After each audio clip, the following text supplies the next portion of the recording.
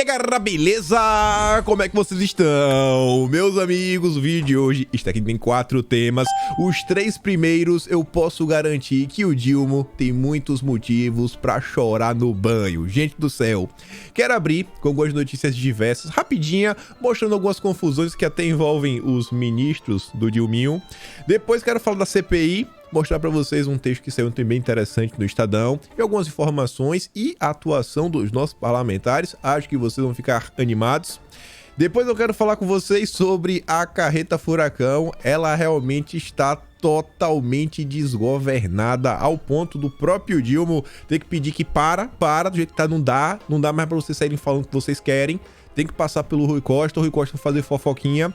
A turma da CNN soltou 2 longas notas. Na verdade, uma é uma análise, eu quero mostrar pra vocês, do William Vac. A outra é uma nota extensa do Caio Junqueira, que conversou com a turma do PT. E, assim, é terra arrasada. Arrasada. Eu quero comentar algumas coisinhas com vocês, que vai pro terceiro tema, que ainda fica pior.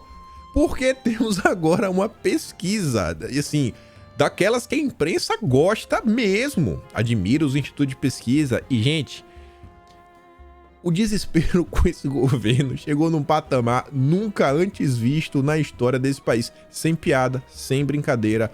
Os números são assustadores. O Dilma não tá com a vida fácil. Vou mostrar muita coisa pra vocês. E por fim, quero falar de segurança pública. O senhor Sorinhos tá ali, não é à toa. O Jorginho tá mandando muito nesse desgoverno. E eu não tô falando apenas da questão que envolve o Flávio Dino. Vocês vão ver. Mas vamos começar por partes. Vejam só. Tá com saudade dele. Ministro Juscelino, o homem, a lenda. Estatal / construtora após abandono de obra com verba indicada por ministro de Lula. Quem? O Juscelino. Codevasf diz que a empresa não executou pavimentação no Maranhão.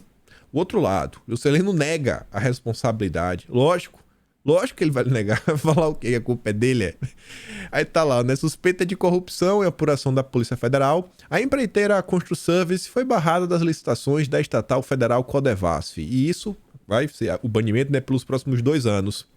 Segundo a estatal, o motivo da punição é o fato de a ConstruService não ter executado uma obra de pavimentação em bloco de concreto orçado em 1,3 bilhão em Lago da Pedra, Maranhão.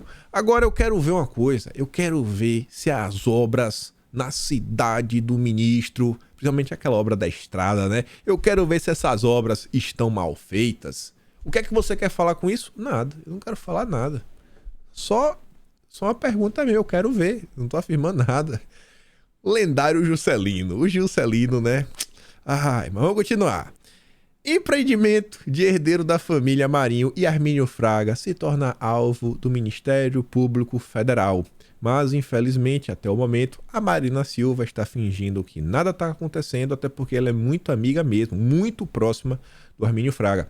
A Marina Silva é tão próxima do Armínio Fraga que até meados de 2018, não é nem 2014, 2018, a Marina era extremamente criticada pela esquerda brasileira como uma marionete do globalismo, Armínio Fraga, Jorge Soros, etc, né? Mas agora ela mudou. Mas enfim, né? Tá falando aí que o MPF pediu ao governo da Bahia a revogação da licença de construção de um mega empreendimento turístico em área pública federal. Que pena, né? Parece que o Armínio Fraga e os Marinho vão ter que esperar um tiquinho mais para poder construir esse baita condomínio, esse resort de luxo lá em Boipeba, na Bahia. E, pra gente começar a falar de CPI, falei que era 3 notícias rápidas. Olha a capa de ontem do Estadão. Bonita de ver, né? A primeira notícia lá em cima, ó. Governo Lula mantém repasses federais sem transparência. O homem que falou que ia acabar com o orçamento secreto. Imagina, olha, bota na mesma frase: PT, dinheiro e falta de transparência. Qual o resultado? Dá até para transformar numa equação matemática. PT mais dinheiro mais sem transparência igual a capa do Estadão. É isso daí. E vamos nessa. Falando em CPI, a gente não vai começar da CPI do dia 8. CPI do MST. E a gente comentou sobre isso no outro vídeo. E eu quero lembrar para vocês, se vocês esqueceram, essa CPI aqui, ela não visa apenas o MST. A depender do direcionamento que os parlamentares derem podem chegar a revelações bem interessantes. Por que eu estou falando isso? Bom, essa CPI, eles vão ver as questões que envolvem invasões de terra. MST, a FNL, que até o José Rainha alguma coisa foi preso, que era do MST, né? Mesma porcaria. E também invasões indígenas. Esse último, principalmente, conta com amplo apoio das ONGs. Já pensou chegar nas ONGs? Uma CPI como essa? Botar as ONGs do Jorge Soros sentada, começar a fazer umas perguntas? Essa CPI, a depender da forma como for feita, pode trazer algumas revelações bem interessantes. E já tem as assinaturas, tem 172. E quem está encabeçando é a bancada do agronegócio, que está querendo muita coisa e está assim, extremamente satisfeita com o desgoverno. E a gente está numa situação que eu acho que vai ser muito difícil do Dilma conseguir entregar o que o agro quer para parar uma CPI como essa. Eu acho realmente muito difícil, porque eles dilapidaram todo o Ministério da Infraestrutura, da Agricultura, todo. Todos os órgãos importantes, todas as secretarias, tudo foi embora. Sobrou nada. Até a pesca, que era uma secretaria pequenininha, transformaram em ministério também. E as coisas mais importantes mandaram todas para o desenvolvimento agrário do Paulo Teixeira. O MST ficou com algumas coisas, né? Tá complicado. A turma do agro não tá contente. Não tem como desfazer tudo para falar, não, beleza, vamos recompor aqui, vamos colocar o Brasil no trilho. Ainda sobre CPI, a começar, esperança no ar. Após minha cobrança, Pacheco reafirma que deve ler a CPMI na primeira sessão do Congresso. Eu gostei desse deve ler, né? Deve. Vindo do Pacheco, a gente sabe que não dá para esperar nada, a não ser que ele vai ficar do lado do Lula. Mas independente disso, é animador. Montando já o Atlas do mês de fevereiro, quando o Pacheco se elege, vocês podem procurar, vocês vão achar, se tiver interesse aí, postar nas redes sociais, pesquisem no Metrópolis. O Pacheco se elege falando que vai colocar a CPI do dia 8 para andar. Promessa de campanha do Pacheco. Ele vence e fala, vou colocar a CPI para avançar. E até agora nada. Esse Pacheco tá demais, né? O André Fernandes faz uma atualização, diz que 3 deputados retiraram a assinatura, um do Maranhão, do PL até, ó, Josimar Maranhãozinho, Detinha também do PL do Maranhão e Max Lemos do PROS do Rio de Janeiro. E aí eles conseguiram mais 2 assinaturas, que é do Alex Manete, do Cidadania de São Paulo, e delegado da Cunha, do PP de São Paulo. No total até agora, houveram 8 retiradas e 12 adicionadas. Tem 193 assinaturas. E eu coloquei aqui os 3, né, porque eles fizeram em conjunto, mas a informação é a mesma. Felipe Barros, em parceria com Nicolas e em parceria com André Fernandes, os 3 tomaram a iniciativa bem interessante. Eles protocolaram na PGR um pedido de investigação contra Lula e o Padilha pela compra de parlamentares por meio do oferecimento de milhões de reais de orçamento secreto em troca da retirada de assinatura da CPMI do dia 8 de janeiro. E os 3 aqui protocolaram. Aí eu quero ver. Imagina se no Brasil a imprensa realmente noticiasse esse tipo de coisa. Já pensou a imprensa noticiar? Oposição aciona a PGR contra suposto uso da máquina pública através do orçamento secreto para retirada de assinaturas? Complicado isso daqui, né? E aí o Estadão soltou a nota, veio na coluna do Guzo, né, que é um cara bem mais à direita, até escreve também lá na Oeste, e fala o seguinte, ó, se o desgoverno não tem nada a temer, por que não quer a CPI do dia 8? Ah, perder, por que não quer? De todos os esforços que o Dilma fez durante esses seus primeiros meses, poucos têm sido tão frenéticos quanto o seu ataque sem trégua para impedir a instalação de uma CPI, que é destinada a investigar, né, no dia 8. É como se fosse o principal ou o único programa do governo do PT até agora. E não está errado. Hoje é dia 16 de março, hoje completam 75 dias de desgoverno. Gente do céu, não teve absolutamente nada. Nada. Estamos chegando no final do mês de maio e o último dia, né, dia 31, fez exatamente os 100 dias. Não teve nada, nenhuma entrega. Não é o avanço da economia, a criação de empregos ou combate à fome ou qualquer das miragens prometidas pelo Dilma durante a campanha eleitoral. Não. É um projeto para construir... Não é um projeto para construir alguma coisa. É para destruir. É o que tem. É, em suma, uma batalha campal na qual está valendo tudo, a começar pela compra aberta de votos de deputados e de senadores. Fique contra a CPI. Ganha em troca verba pública, cargos no governo e outras esmolas gordas. Esse é o governo do Dilma, né? E vamos lá. Vamos que tem muito mais coisa. A Folha de São Paulo soltou um editorial bem interessante falando que o Dilma está pisando em ovos. Dilma não tem como brigar com o Congresso, mas é preciso dar início a uma agenda. Irmão, tem que começar. Tem 75 dias de governo, não tem nada. O país parou, gente. Estamos parados no tempo. Concebidas como instrumento para que o presidente seja capaz de ditar a agenda do governo, as medidas provisórias hoje evidenciam as dificuldades do Dilma em lidar com o Congresso que acumulou poder nos últimos anos. As MPs. As MPs são editadas pelo Planalto para providências urgentes, que só deixam de valer se forem rejeitadas ou não votadas pelos parlamentares em até 120 dias. Sem elas, não seria possível nem mesmo a tradicional reconfiguração dos ministérios nos inícios de mandato. E aí o Dilma está sendo pressionado a intervir no impasse entre o Lira e o Pacheco, onde o Pacheco quer tirar a apreciação atual, que vai direto para o plenário da Câmara e levar para uma comissão mista, como era no passado, como está tendo na Constituição. A Folha lembra disso, né? Que é em torno do rito da tramitação das MPs.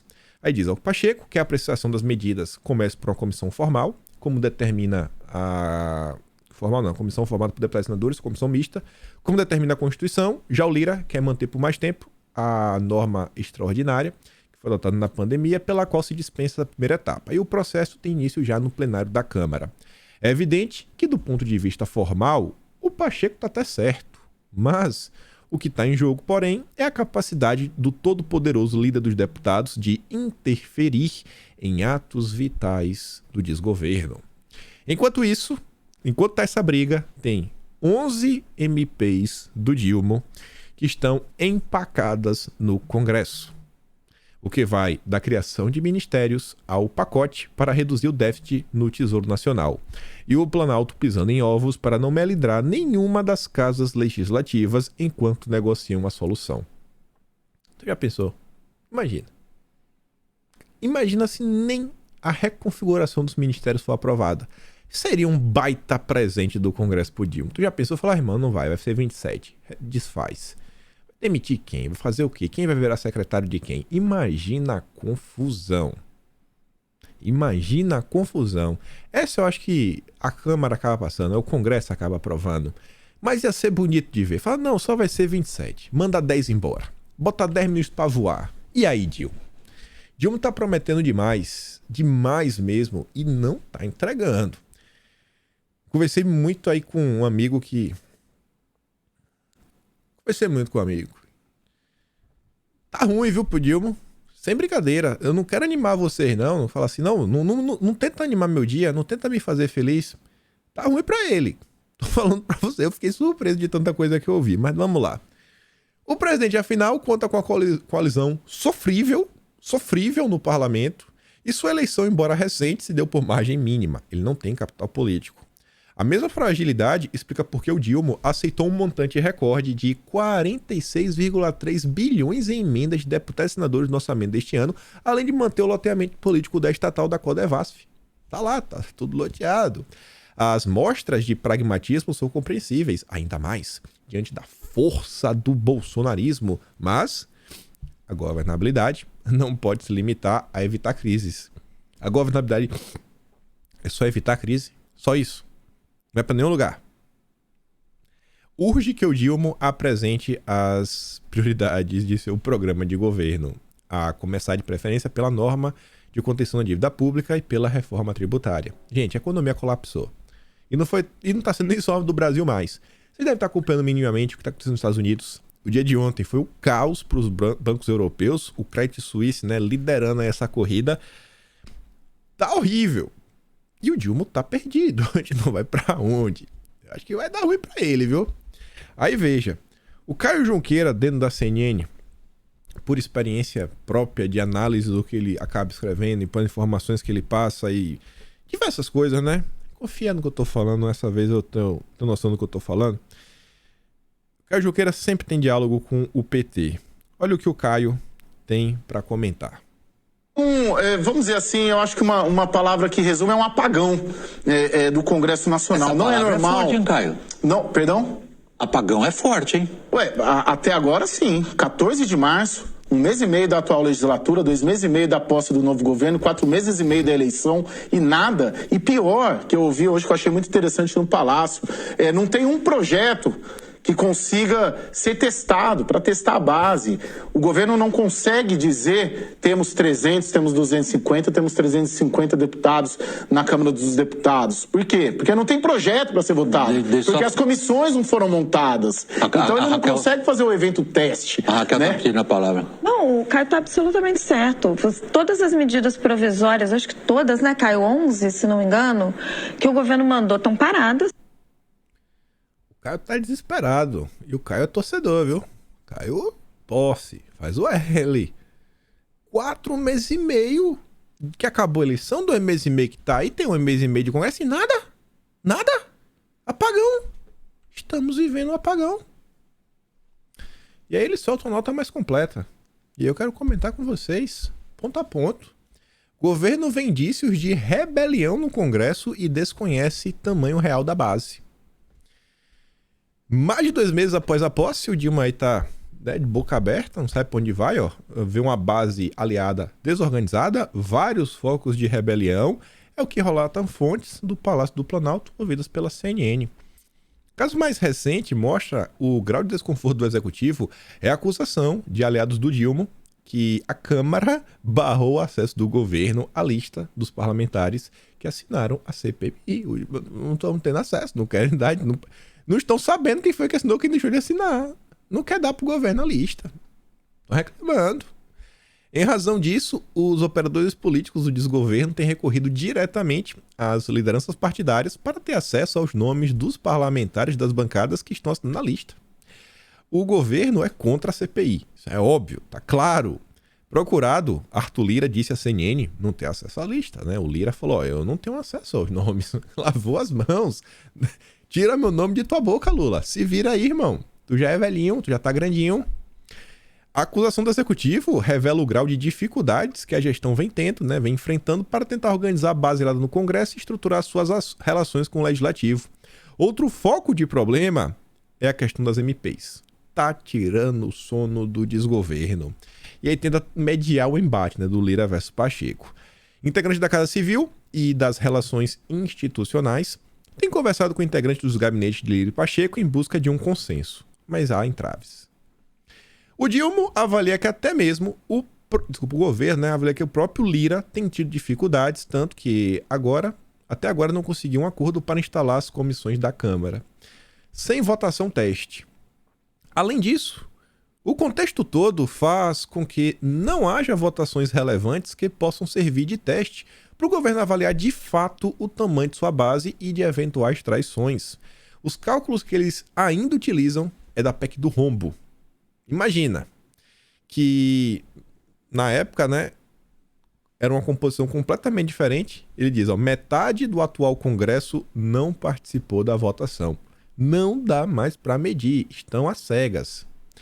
Hoje, ninguém no Planalto arrisca com segurança o tamanho da base do Dilma. Imagina, com todas as ferramentas e a Globo do lado, ninguém arrisca. A Globo não está ajudando. A avaliação é que assim, o núcleo duro, que vai precisar ser ampliado, a depender da pauta, da votação. Nesse sentido, olha a bancada do agro, uma das maiores e mais organizadas, poderá estar com o governo em algum projeto, mas contra o governo em outros projetos. E aí, obviamente, vai ficar ao lado do governo quando for alguma coisa interessante, acho que pro agro e pro Brasil, né? Quero acreditar nisso. Principalmente com o cenário caótico que o agro brasileiro vem enfrentando nesse momento, com diversas invasões e diversas falas aí da ministra do Meio Ambiente e de algumas pastas, né, colocando basicamente o agricultor como o grande problema do país. A ideia do desgoverno, né, de forma geral, é tentar conduzir o processo político de modo a evitar que a agenda caia em um duelo entre governo e oposição. Um fator positivo para governistas é que as MPs só perdem a validade em abril. Olha a alegria dos caras, não, só no final de abril, né? Então, ainda tem tempo. Ainda tem 45 dias. 45 dias, tá bom. E que a agenda essencial para o Planalto, a reforma tributária e o novo arcabouço fiscal sequer foram apresentados. Você lembra que em janeiro o Haddad falou que antes de junho já estava aprovado? Que ia estar aprovado no primeiro semestre? Eu falei, não vai estar. Se você não lembra disso, tá no Atlas, tudo bonitinho e organizado. Mas eu vou falar mais daqui a pouco.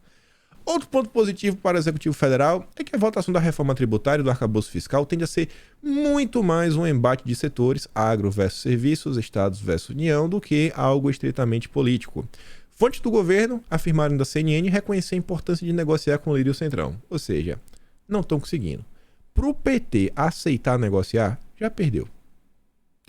O plano deles não está dando certo. Uma coisa também, né? Vocês têm visto o José Disseu por aí? Não é só uma pergunta. Os palacianos ouvidos pela CNN apontam ainda que obstáculos que não existiam quando o PT chegou ao poder pela primeira vez, né?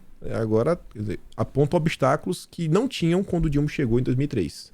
Coisa mudou. Achou que ia ser fácil, achou que a Globo era o suficiente. É mencionado, por exemplo, a pulverização de lideranças dentro do Congresso. Tem muita gente com poder hoje, né? Outro ponto é que o Congresso avançou sobre o orçamento desde 2015, perdendo, portanto, a parte do poder de barganha com o Legislativo. Nesse meio tempo, no dia de ontem, o Ciro Nogueira ele entrou em campo para falar o seguinte, no que diz respeito ao PP, encerramos as discussões para a formação de federação junto à União Brasil. Não vai unir mais. Eu vou valendo que tem dedo do Planalto. Via Alcolumbre e Bivar para melar essa federação, para reduzir o poder do Lira e o poder de uma bancada com 108 parlamentares. Mas eu vou valendo. Uma mosca voando aqui, um bicho, sei lá. Eu vou valendo. Valendo que tem dedo do Planalto. De onde que eu sei isso? Não sei. Mas eu tenho certeza que vai aparecer alguma nota na imprensa falando que tem dedo do governo. Mas eu tenho certeza. Vamos ver se eu não vou estar certo. A imprensa que tá falando, viu? Pra depois não parecer que eu tô pegando no pé. Não é nenhum blog de direita não, viu? É a Veja. Letargia do governo é tão grande que incomoda até o Dilma. Até o Dilma tá incomodado. Até o Dilma tá incomodado com o desgoverno, né? Ele deu uma bronca, já comento rápido, né? Ele foi até irônico com seus ministros, né? Falando de genialidade. Esses gênios aí, né? Acham que sabem demais, mas enfim. Essa matéria de ontem, então, ainda eram 74 dias. Olha o que o Bonin diz, né? Tirando o socorro aos Yanomami e Roraima e outras medidas emergenciais, como a questão das chuvas, a gestão petista produziu factoides em série, mas não conseguiu até hoje colocar de pé as esperadas propostas econômicas prometidas na campanha.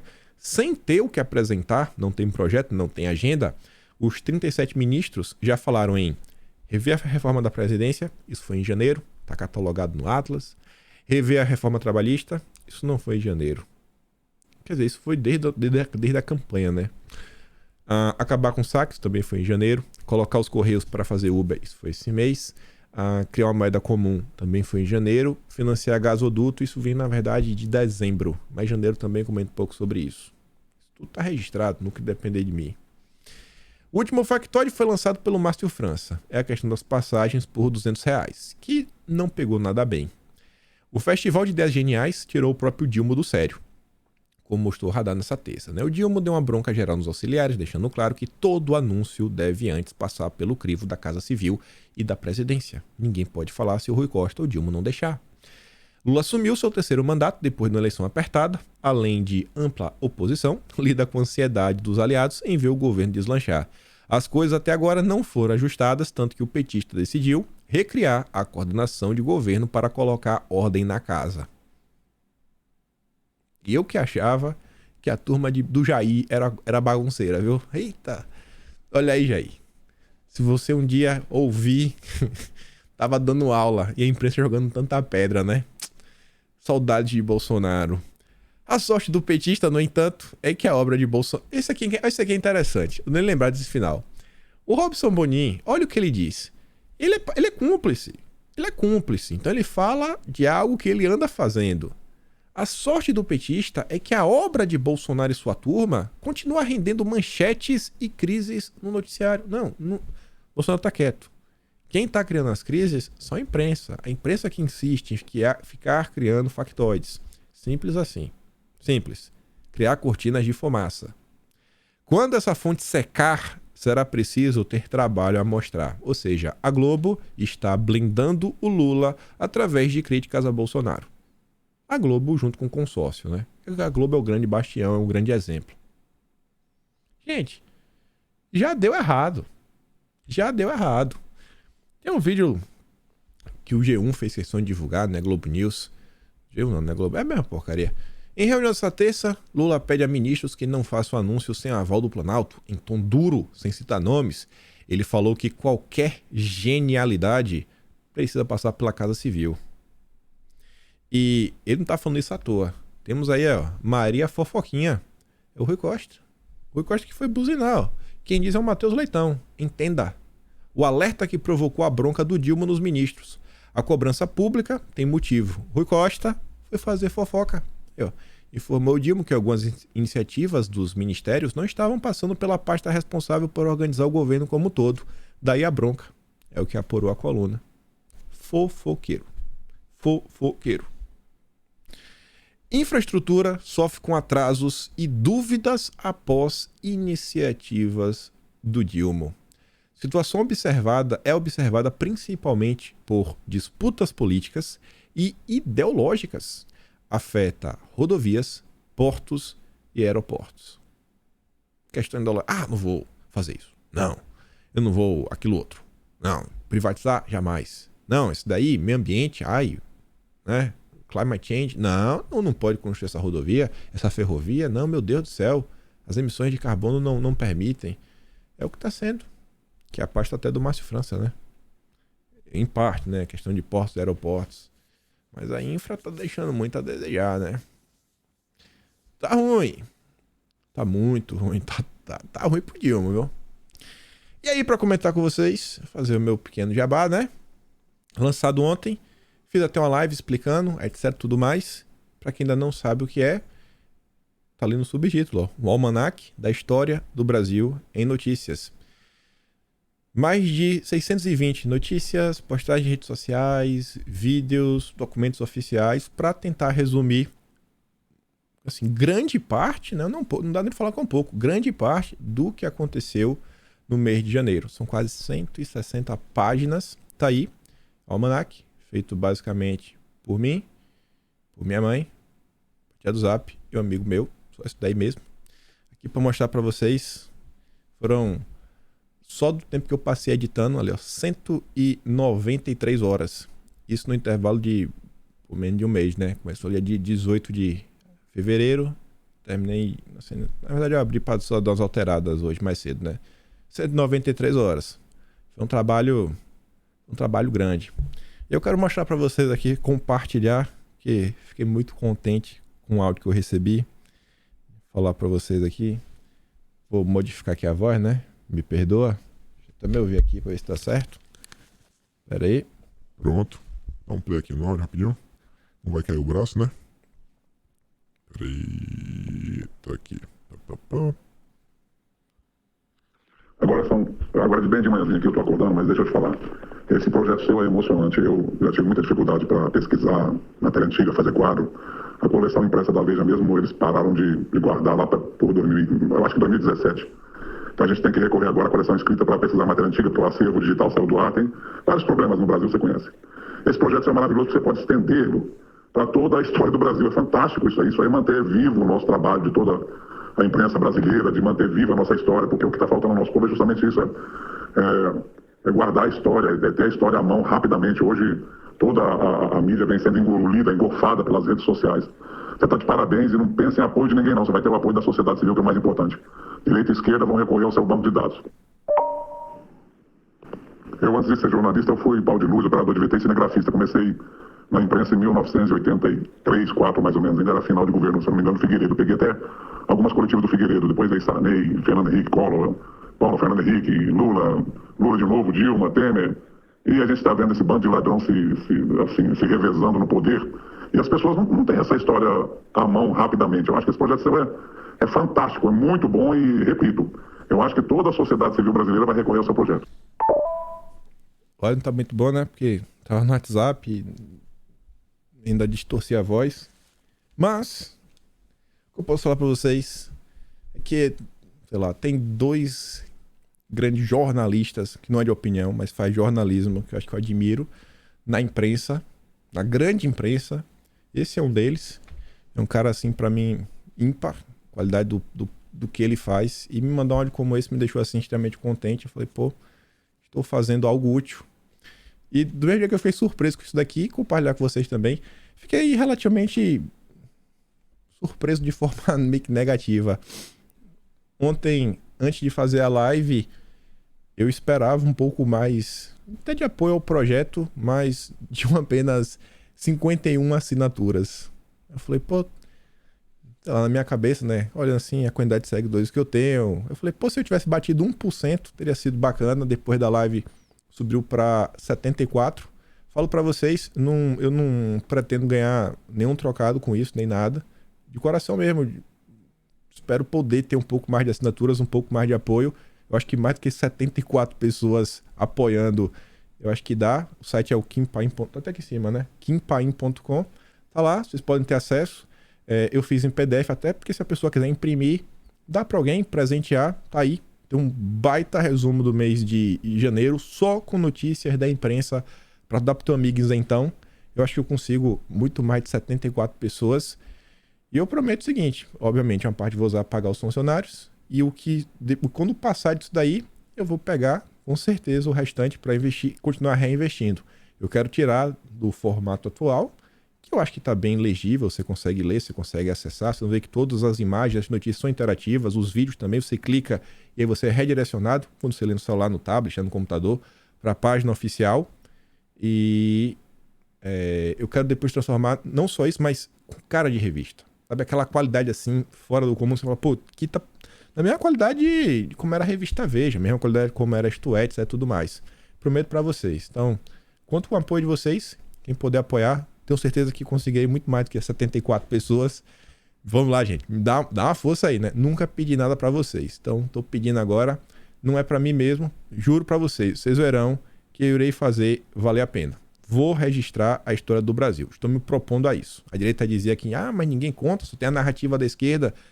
Estou me predispondo a fazer. E fazer bem feito. Com muita coisa. E tentando mostrar, acho que, diversas coisas que, inclusive, passam desapercebidas dos olhos da imprensa, né? Muita coisa que acaba entrando em dossiê, aquelas confusões recentes, que provavelmente falou da esquerda, dessa perda, desse racha na base do Dilma, isso não vai entrar na imprensa. A gente comentou aqui em vídeo. Agora, óbvio, vou pegar isso daí e eu vou jogar lá. Tô salvando tudo. Então, conto com o apoio de vocês. Não vou ficar aqui repetindo demais, senão eu fico chato demais, né? E é isso. Vamos continuar. Que o Dilma, a vida pra ele não tá fácil.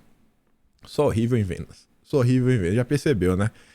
Quando eu morava no Brasil, na era Dilma, eu importava suplemento e vendia. A única coisa que eu tinha ao meu lado era o preço. Que o cara me perguntava, pra tu qual é melhor? Essa Whey Protein ou essa Whey Protein? Eu falava, irmão, é Whey Protein, não muda nada, é só a marca que é diferente. Aí o cara olhava assim pra minha cara, eu escolhia, né, por ele mesmo. Eu falei, mas eu queria a mesma coisa. Só que a diferença é que o preço que eu tinha na época, ninguém sabia o que era eBay, ninguém conhecia esses sites de compra, então assim, as diferenças eram gritantes. Era coisa que na época, nas lojas, ele custava R$200 um pote, eu conseguia vender e ter lucro bom a 140. Então, assim, né, aí era esculhambação demais. Mas voltando pro vídeo, falar de economia. Agricultura.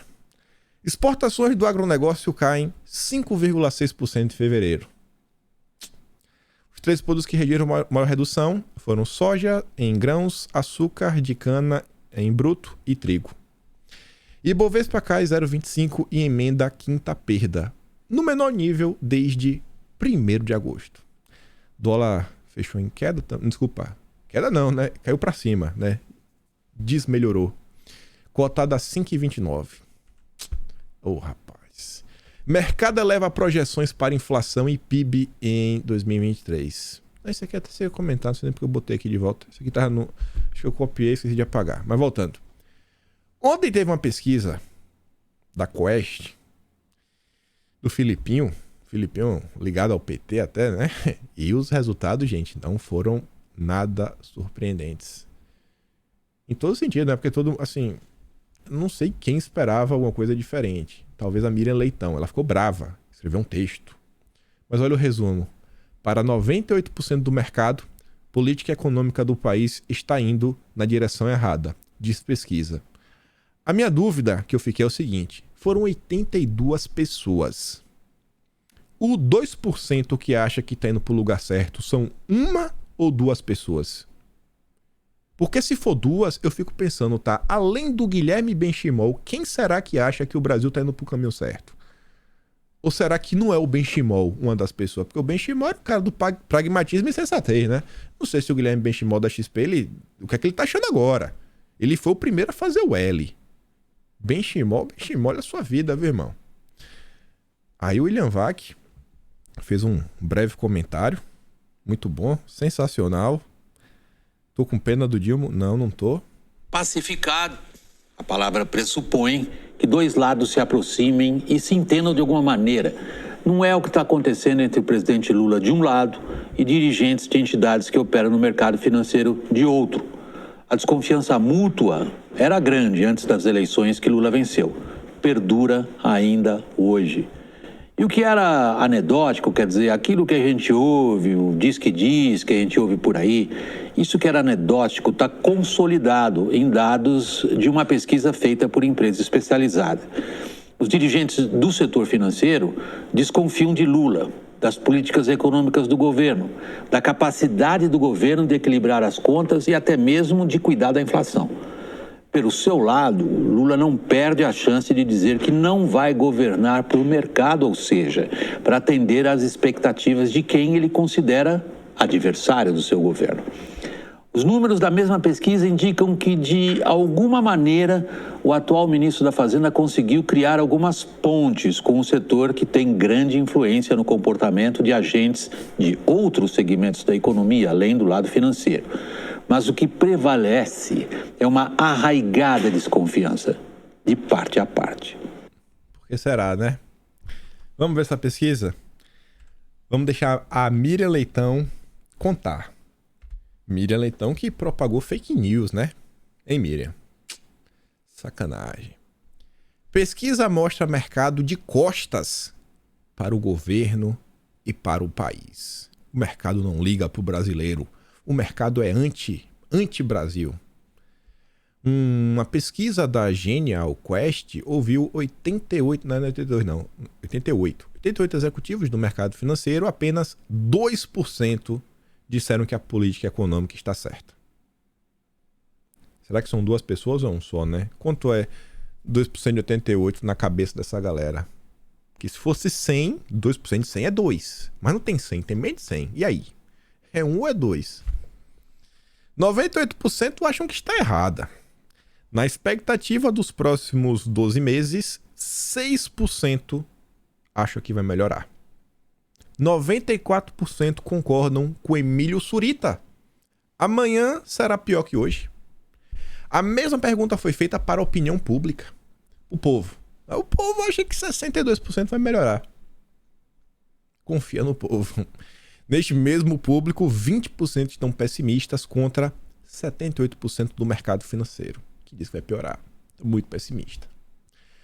Aí vem a Miriam Leitão. Fake news braba, mas assim, assustadora, que só pega o desavisado, sabe? A pessoa com déficit de atenção, sabe? Aquele déficit cognitivo. O que é que a pessoa às vezes tem que ter para acreditar no que a Globo anda falando? Tá absurdo. A Globo tá passando todos os limites. A pesquisa inédita mostra de forma evidente que os executivos do mercado se deixaram levar pela ideologia. Esqueça os fatos. Esqueça tudo o que está acontecendo. Esqueça esse colapso econômico. É ideologia. O bolsonarismo contaminou sua visão do que está acontecendo no país. quando a visão objetiva é a mais eficiente para quem toma decisões em relação ao dinheiro dos outros. Aqui, pessoal, é um dos gráficos da pesquisa. Né? Ela está disponível na internet, vocês acham? Não precisa pagar para acessar, não. E aqui é uma tabela onde está lá embaixo, ó, o que tiver de azul significa que você confia muito na pessoa. O que tiver de amarelo você confia mais ou menos. E o que tiver de vermelho é que você confia ou pouco ou você não confia. Simples assim. E aí perguntaram para esses 88 ministros o quanto você confia em cada um desses líderes políticos. Pessoal, Bolsonaro está aqui. Só tem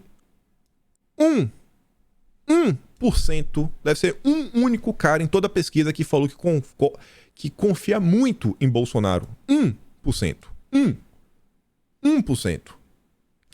Que ideologia é essa? Que bolsonarismo é esse que a turma não confia em Bolsonaro? 79% dos entrevistados não confiam em Bolsonaro. Não confiam. Cadê o bolsonarismo? A Miriam Leitão está propagando fake news na cara dura. Isso aqui é desinformação. Desinformação. Aí tá lá, ó. Você vê, ó. Os caras confiam mais no Pacheco, no Haddad, no Geraldo Alckmin, na Simone Tebet do que em Bolsonaro. Tá maluco, irmão? Para não usar lá que é a sua análise. Eu prefiro acreditar na Miriam Leitão até a Raquel Landim. Um dos ápices da picanhagem brasileira. Tá lá, ó. 98% do mercado diz que a política econômica de Lula está indo na direção errada. Revela a pesquisa. O mercado se deixou levar pela ideologia? Eu acho que ela está dando uma direta na cara da Miriam. Não é indireta, que é exatamente o que a Miriam Leitão está afirmando. É bolsonarista? Agora não tenho mais nenhuma dúvida que ela está mandando essa para a Miriam Leitão. 79% do mercado não confia em Jair Bolsonaro. Ele só perde para Gleisi, Mercadante e Lula. Acabou.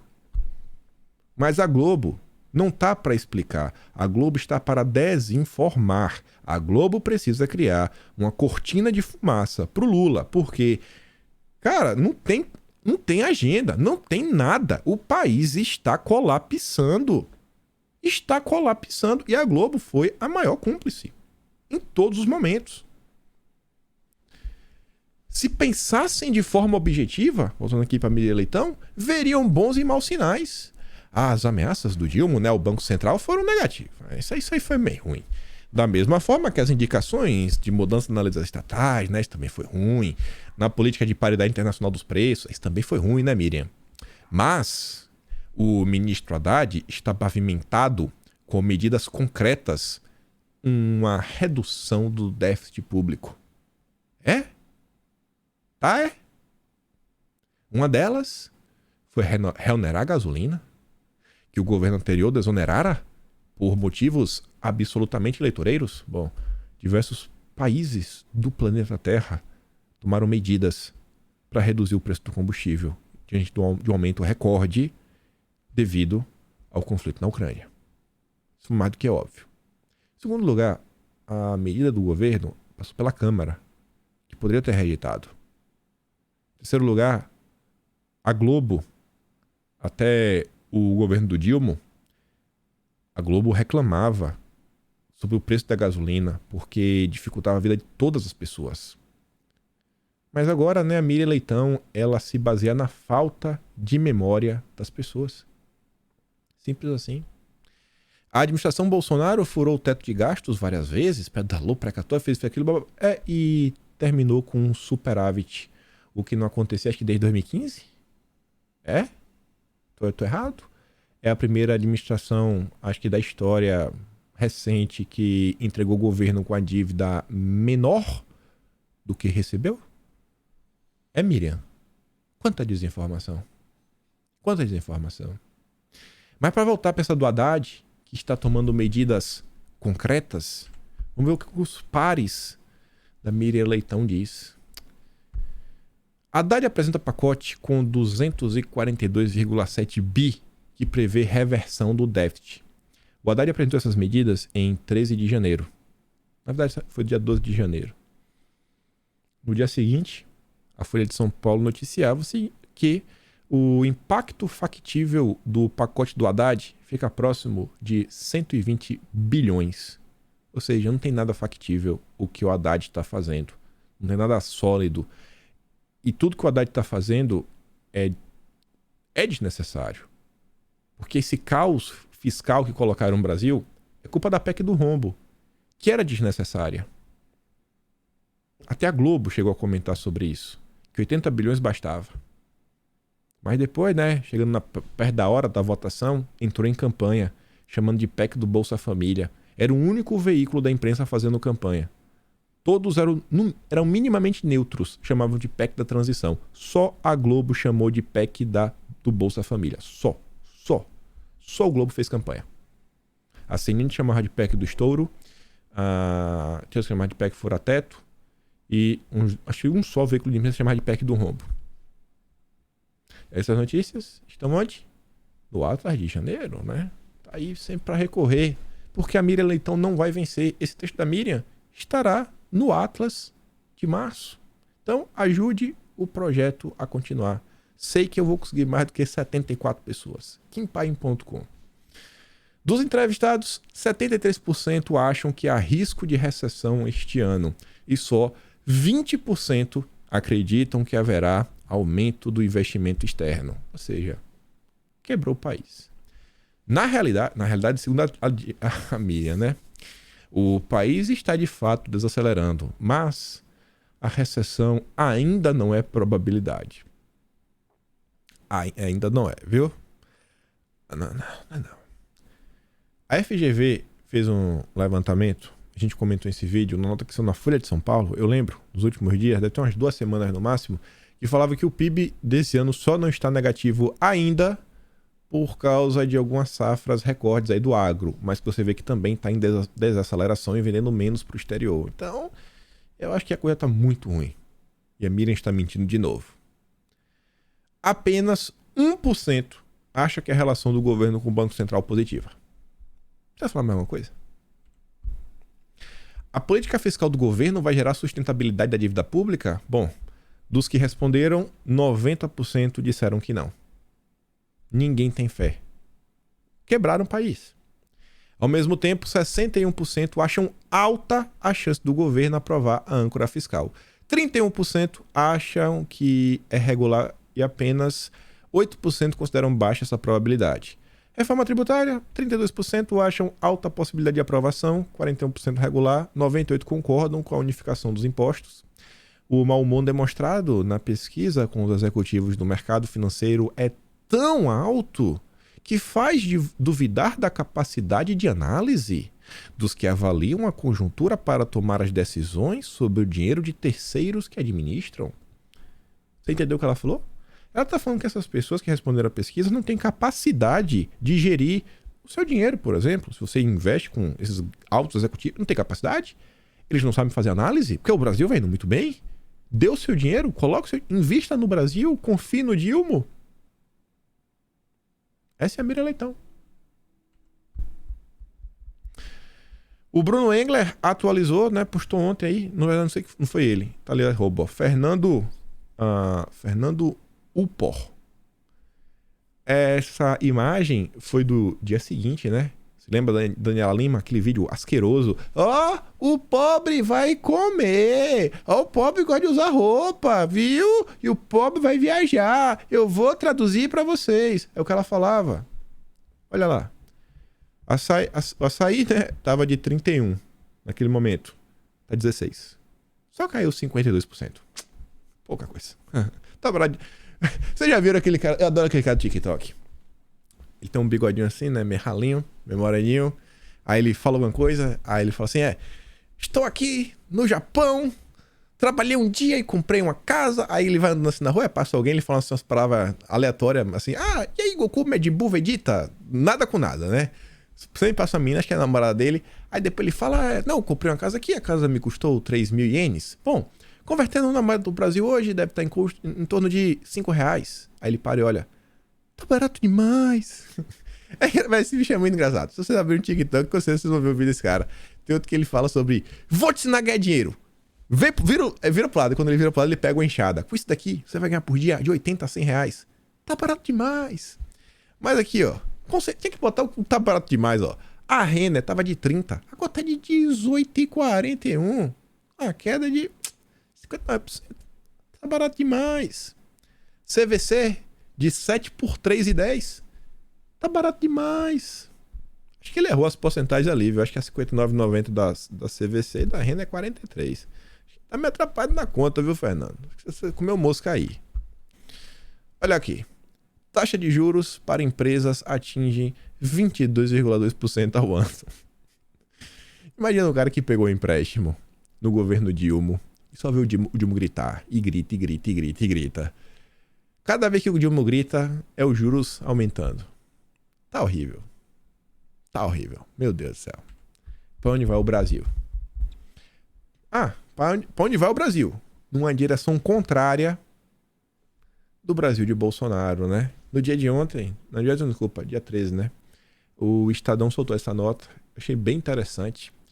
Peso do Estado na economia brasileira atinge em 2022 o menor nível em quase 3 décadas.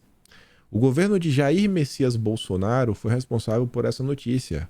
Consumo do governo representou 18% do PIB no ano passado, contra 18,6% em 2021. A taxa é a menor da série histórica do IBGE, medida desde 1996. Desde 1996, nenhum governo gastou tão pouco quanto o governo Bolsonaro. Saudade aí. Hashtag saudade aí. E jogaram isso fora, gente. Jogaram isso fora. Grande parte por pessoas como a Miriam Leitão, fazendo uma campanha sem pé nem cabeça, sobre diversas coisas que estavam acontecendo. Agora o Dilma ontem colocou o Brasil em dúvida, né? Porque agora parece que é doença. Olha o que o Dilma disse. O mundo não é apenas aquele mundo que a gente vive de gente bonita, bem vestida, todo mundo mais ou menos com um pouco de obesidade, aqui ninguém está com excesso de magreza, não ser o nosso poeta, o restante está tudo com um pouco de obesidade, que também é uma doença, que nós precisamos cuidar. A nossa médica, ministra da Saúde, sabe perfeitamente bem que a obesidade causa tanto mal quanto, sabe, a fome. E por isso que o Flávio Dino está andando de bicicleta, porque ele sabe que isso vai precisar, sabe, que o Estado cuide com muito carinho desse mal. Vocês lembram do mês de fevereiro, que teve uma polêmica, até com o Nicolas, né, também, envolvia esse tipo de questão, né, peso. Agora pode. Agora é o Dilma que tá falando, e o Dilma pode falar o que quiser, que tá de boa. Não vai ser cancelado na internet. E já que ele for do Flávio Dino, vamos falar do Jorginho, né? Jorginho. O que é que tem a ver uma coisa com a outra? Com certeza muitas coisas já foram comentadas, vocês já devem ter visto, mas eu quero comentar e trazer algumas coisinhas a mais. No dia 13, uma data até interessante, né? Tudo a cara do PT. O Globo noticiava que o ministro da Justiça encontra lideranças de favelas em visita ao Complexo da Maré. Tirei a notícia de ordem para mostrar que organizou. Se você ainda não sabe, você deveria saber. A visita foi acompanhada por Tadeu Alencar, secretário nacional de Segurança Pública, Tamires Sampaio, coordenadora nacional do Programa Nacional de Segurança Pública com Cidadania. Também estiveram presentes Marivaldo Pereira, que é secretário de Acesso à Justiça, e o diretor-geral da Polícia Federal, Andrei Rodrigues. Agora está explicado. A organização do encontro contou com o apoio da Open Society Foundations. Sim, o Globo afirma categoricamente que o Jorginho Soros, a ONG dele, é que apoiou aí para organizar o encontro. O encontro Soros. Não, e o final, olha a Globo. A Open Society é uma organização filantrópica que apoia iniciativas da sociedade civil em diversos países. Olha como o Soros é um exemplo de ser humano. Ah, Globo, viu? A favela Nova Holanda, uma das 16 que fazem parte do Complexo da Maré, na zona norte do Rio, recebeu nesta segunda o ministro da Justiça e Segurança Pública. O encontro teve como objetivo ampliar o diálogo entre organizações da sociedade civil e o governo sobre as políticas de segurança pública. Durante a visita, o ministro e sua comitiva ouviram as propostas de lideranças e ativistas de direitos humanos que atuam em diferentes territórios do Rio de Janeiro.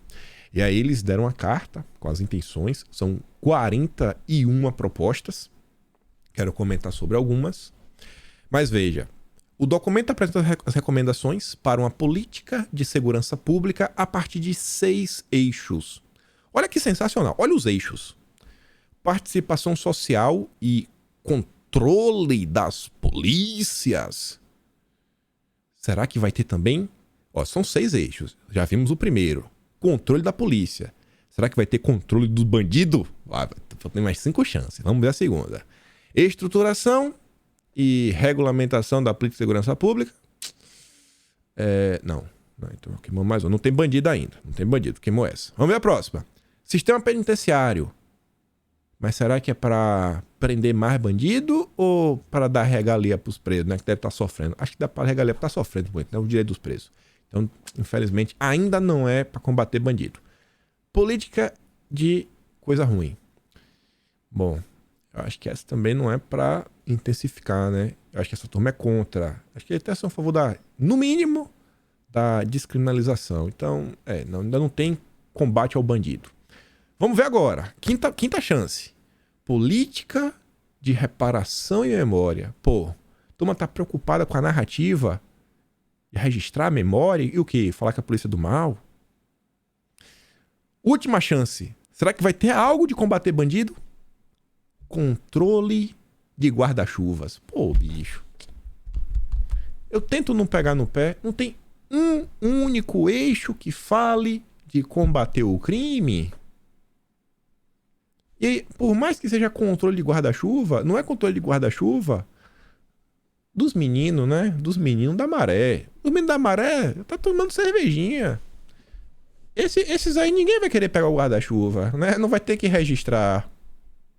Entre as 41 recomendações estão a recriação do Conselho Nacional de Segurança Pública, maior controle, né, sobre balinhas, além da criação de uma plataforma nacional com dados sobre crime e violência, de política para instalação de câmeras e GPS nos uniformes e nas viaturas da PF e da PRF, da política de redução da letalidade da policial, ou seja, né, a polícia está muito violenta, da Comissão Independente de Supervisão da Atividade Policial para Controle e Monitoramento de Operações. Olha só, é uma comissão, ela é independente, ou seja, ela está fora da estrutura hierárquica das forças de segurança pública.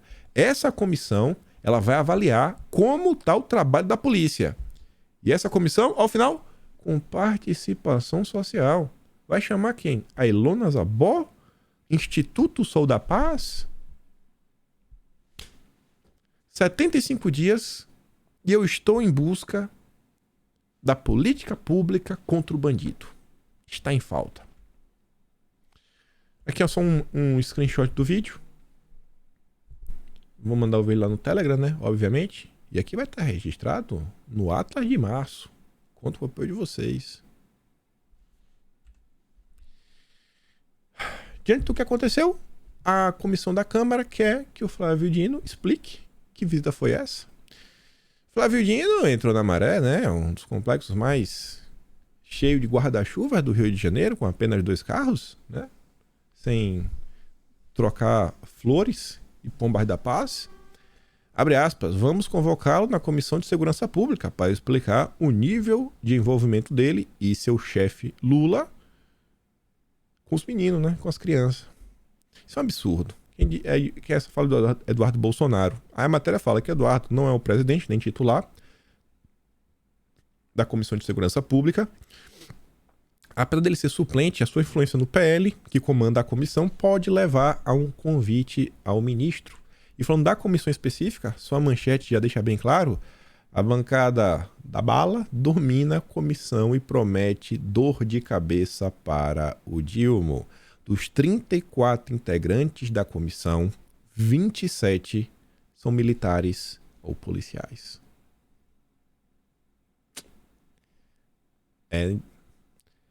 Deu ruim, né? Gostei disso daqui. A oposição está se organizando. Aí vamos lá. Falei que queria falar mais do seu Jorginho, né? Gente, olha quem que manda no Brasil.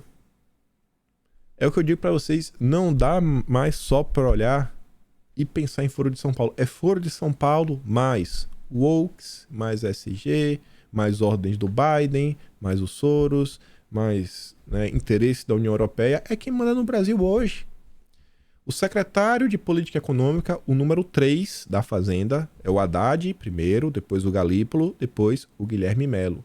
O Guilherme Melo e sua equipe técnica do Ministério da Fazenda reúnem-se com a diretora global de Equidade na Open Society. A economia em caos, esfarelando. E o Guilherme Melo está com a Open Society falando de equidade. Entre os temas, possibilidades de parcerias nas áreas de política industrial verde.